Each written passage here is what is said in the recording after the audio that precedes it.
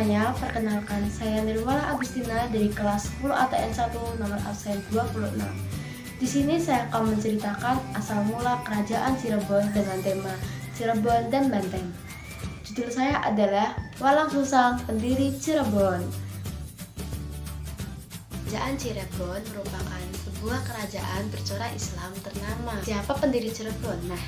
Pendiri Cirebon adalah Raden Walang Sungsang atau dikenal dengan nama lain Pangeran Cakrabuana yang merupakan putra dari Prabu Siliwangi dari Kerajaan Pajajaran.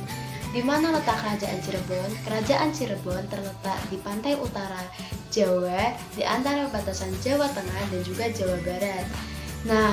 Letak Kerajaan Cirebon sangat strategis nih.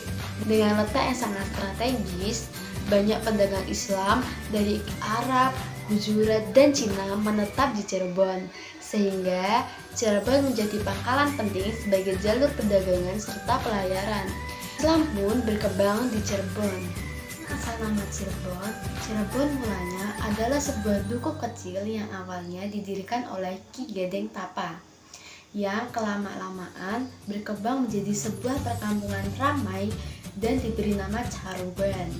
Karena awalnya hampir sebagian besar pekerjaan masyarakat adalah sebagai nelayan, maka air bekas pembuatan terasi inilah akhirnya tercipta nama Cirebon, yang berasal dari cai adalah air dan rebon adalah udang rebon, yang berkembang menjadi Cirebon yang kita kenal sekarang ini.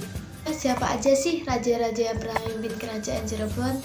Pertama kali, kerajaan Cirebon dipimpin oleh Pangeran Cakrabuana pada tahun 1430 Masehi hingga 1479 Masehi. Pangeran Cakrabuana atau juga dikenal dengan nama Raden Walang Sungsang merupakan keturunan kerajaan Pajajaran. Karena telah memeluk agama Islam, Pangeran Cakrabuana tidak menjadi putra mahkota kerajaan Pajajaran, sehingga ia mendirikan Istana Pangkuwati yang merupakan pusat pemerintahan Cirebon pada masanya. Pada 1479, pemerintahan Cirebon dipimpin oleh Syarif Hidayatullah. Ia merupakan putra dari adik Pangeran Cakrabuana. Syarif Hidayatullah atau dikenal dengan sebutan Sunan Gunung Jati mendapatkan gelar Tumenggung Syarif Hidayatullah. Pada masa pemerintahannya, Cirebon mengalami masa kejayaan, dan ia diyakini sebagai pendiri dinasti Raja-Raja Kesultanan Cirebon.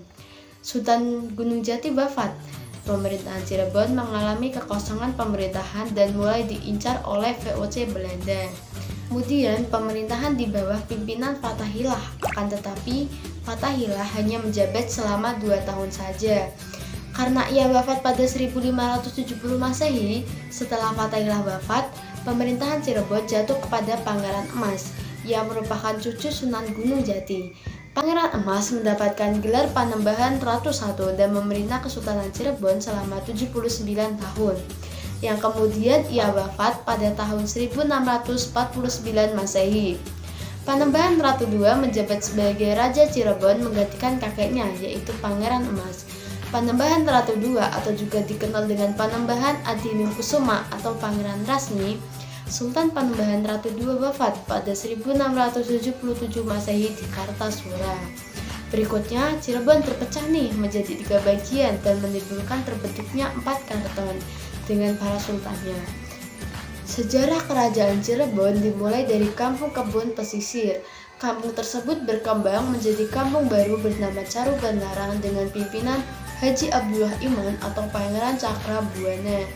Pada tahun 1479 Masehi, Caruban Larang berkembang dan disebut sebagai Nagri Cirebon dengan dipimpin oleh Tumenggung Syarif Hidayatullah.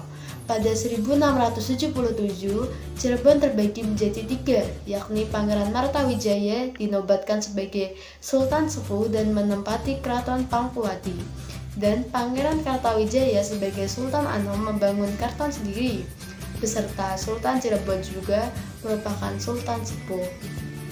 Dengan adanya ketiga sultan ini, berdirinya 3 keraton, yaitu Keraton Kasepuhan, Keraton Kanoman, dan Keraton Kacirebonan. Sekian video dari saya. Wassalamualaikum warahmatullahi wabarakatuh.